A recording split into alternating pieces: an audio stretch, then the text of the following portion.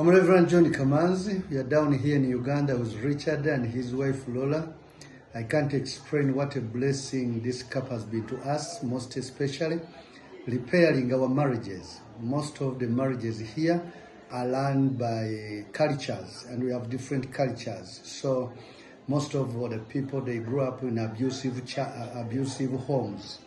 Fathers were beating their wives, beating their children, and there was no relationship between children and wives. But after this biblical teaching and sharing the experience Rich has with his wife, we have seen a tremendous faces change and people asking right questions. What do I need to do in order to change? I can quote one young man, Brad, who said, I want my family to be like that one of Richard.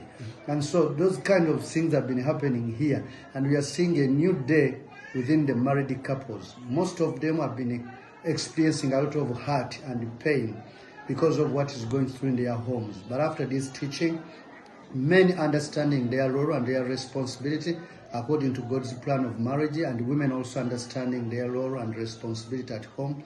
We are believing God that this has brought a great change amongst our families, and I know that the future is brighter for our families. Thank you very much, Richard, and all the people behind who have supported and praying for them for their mission here. God bless you all.